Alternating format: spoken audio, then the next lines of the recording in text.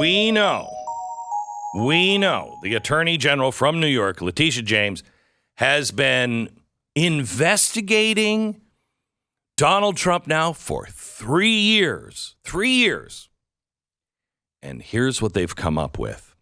And she's going to sue. Now, she can't prosecute because it has to be a civil suit because she didn't really find anything there, except he might have been misleading the banks. Mm-hmm. Now, she's suing not only him, but his 2 sons and daughter. I don't know what they had to do with this, but she's going to get them.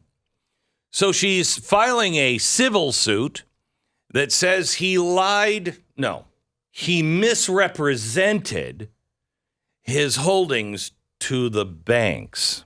And he was going in for a loan, and Donald Trump does something that he never, ever does. I'm the richest, greatest person of all time.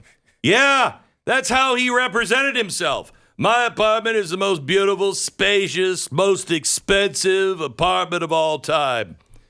Of course, I got nothing to back that up. I'm not presenting. I'm just telling you right now, it's $300 million. It's great, fabulous. Okay. All right. So what did the poor bankers do? The poor bankers, they had to believe that his apartment there in New York, just down the street from the bank, that apartment was worth $300 million, because that's what he said. Now, he said, again, there was no appraisal done on it, but, I mean, what does that even mean, the word appraisal to a banker? They don't know what that means. And then they gave him the loan. What?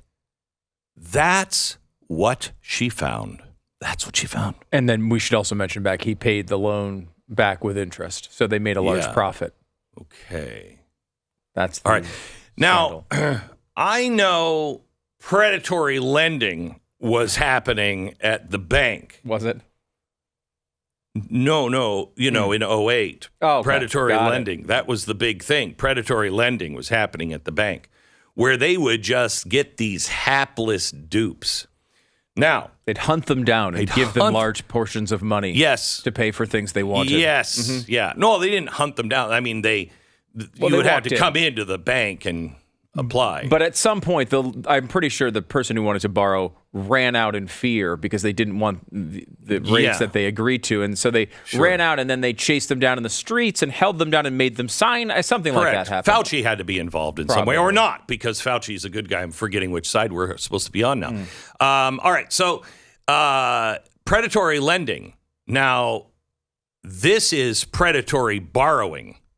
You're going into a hapless bank, and you're dealing with a hapless banker who knows how good he is. You're just Donald Trump, and you're going into your bank, and you have accounts there, and you're famous, and they know who you are. So you're probably just getting whoever is next in line, at the loan desk. And so he comes in and he says crazy things. That's what he tells the bank. He says these crazy things to the bank. And this poor banker, he doesn't know what's true, what's not. He doesn't have any way to, is his house really worth that? I don't know. I have no idea. Especially when he says there was no official appraisal done. That would mean, I'll break it down for the bankers that are listening. Us little folk know about this. Before you buy a house or before you, borrow against it or whatever, there has to be an appraisal. You know what I mean? I can't just walk into a bank and go, hey, my house is worth $1 billion. They'll figure it out. But I go to different banks than someone like Donald Trump would go to. You know what I mean? They don't know how to figure that stuff out. Right. Here's the point of all of this. 3 years of investigation, and this is what they have. I want to say the most incredible thing, even to me, and I've said this to his face, Donald Trump is easily the most investigated human being in all of history. maybe even more than Jesus. Because they didn't have spy agencies back then. But they have investigated this guy with guaranteed every intelligence agency in the world. Our FBI, our CIA, NSA, MI5, all of them. I think even the Gestapo came back and were like, I'm dead, but I think maybe we should investigate him because I hate him. He's given us Nazis a bad name. So everyone invested, and they weren't like, hey, just give me the scoop on this guy. They were looking for things to bring him down. And this is what they have, or they have to make things up. He peed on a hooker. This is the amazing statement. I think this guy may be the cleanest guy on the planet. I can say this.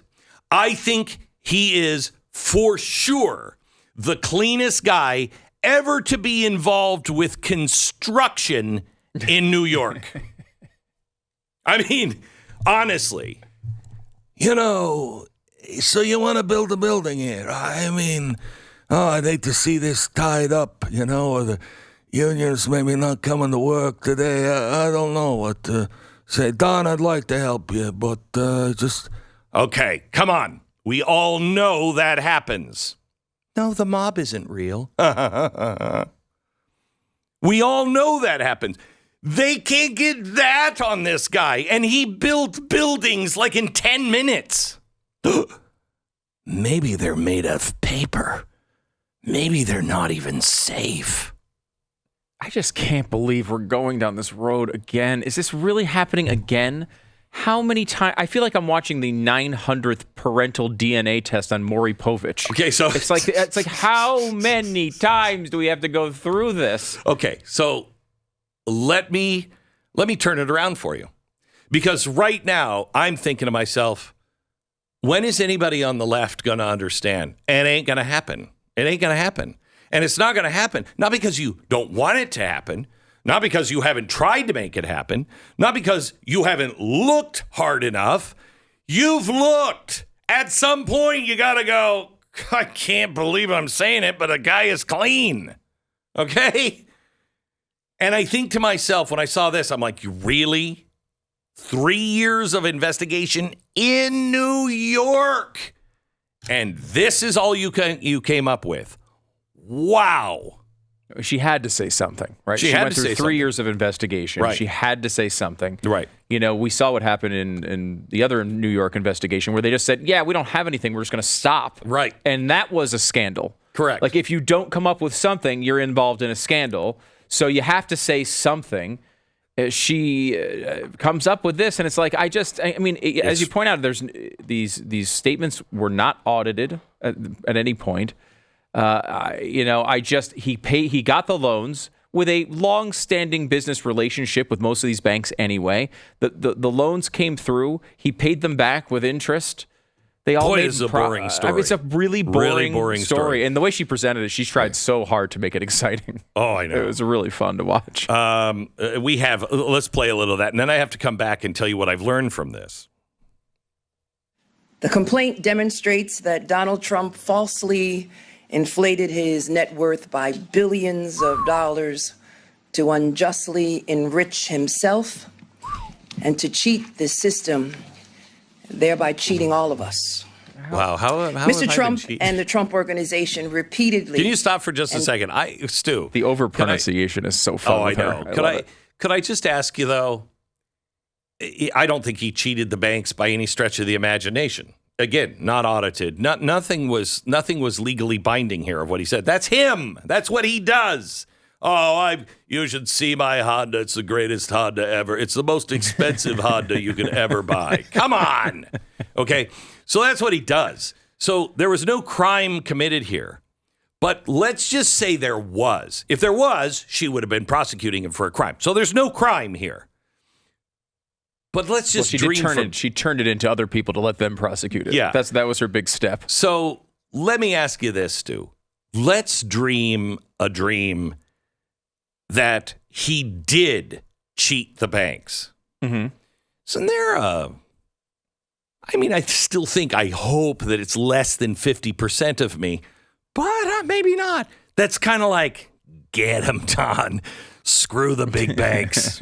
This kind of part of me is like, yeah, good for them. Oh, you didn't catch that. You believed his apartment was worth $300 million. I mean, they one of the accusations is he listed it at something like 60,000 square feet, and it's really like or maybe it's 30,000 square feet, and it's only 11,000 square feet. Now, obviously, if they cared, you can look up in property records how big an apartment is. It's not hard to figure out. And how were we served an injustice? How did they're just reaching really possible, right? I mean, he paid it off. The bank is happy. He's happy. Everybody's happy. He didn't break a law. What are you talking about? Now she's saying that she thinks he did break a law, and they're trying to get someone else to prosecute it. Okay, so but I to be clear, then how does his daughter get involved? I don't know. It's so stupid. But like what I keep coming back to on a lot of this stuff, especially the stuff they've tried to dig up on him in New York, is if let's just say all of this is true for a second. Right? Like, let's say he misrepresented, how much his properties were worth. Like, what is the end of this story? The end of the story is what? He pays a fine? Like, you guys are letting pedophiles out of prison every day. You guys are bailing out people burning down cities. Yeah. You care about whether he misrepresented how much his apartment cost? Are we really supposed to believe that? No. Try this. Feds just charged 47 in an alleged scheme to steal $250 million from the pandemic food program. Mm. This government was paying scammers $250 and I think it's $240 million. We're making the greatest meals ever. I don't know. I think that's one you can point out and say, yeah, there seems to be a real problem. How about the people that use their PPP loan to bail out their business that they didn't own because they were in prison? I mean, really? How about this one? Because it just goes back to her state, Letitia James's state. The Minnesota story I think you mentioned was $240 million. Oh, I believe. sorry. 240. The reason why I know that is because in New York, $250 million were spent on tech to fight COVID that no one uses, including 8,555 ventilators at a cost of $166 million, 1,179 x-ray machines for $86 million. They're now stacked in warehouses across New York with no plans to distribute them or put them to any immediate use. I need an x-ray machine, remember? That's right. Yeah, for my doomsday scenario. Your home surgery kit. My home surgery. I have a home surgery kit, and it's a little more upscale than Operation, the game, okay? It's not by Milton Bradley, but I need an x-ray machine. How do I get me one of them? You could they're available.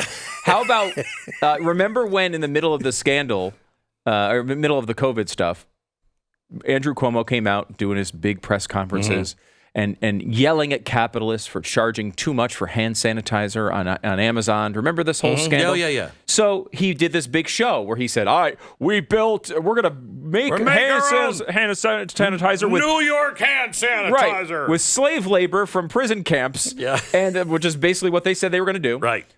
He said it smelled like lilac and hydrangeas. And then he said he was going to make all this. Now, of course, we found out later he didn't actually make the hand sanitizer. They only bottled it. The actual prisoners bottled the hand sanitizer.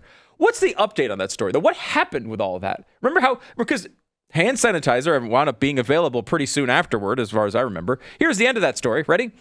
New York is already starting to dispose of 700,000 gallons of expired hand sanitizer made in 2020 by people serving time in New York prisons, a process that will take 44 weeks to complete by shipping a whopping 168 trailer loads, 130 miles from Utica to Rochester at a cost of $2.3 million.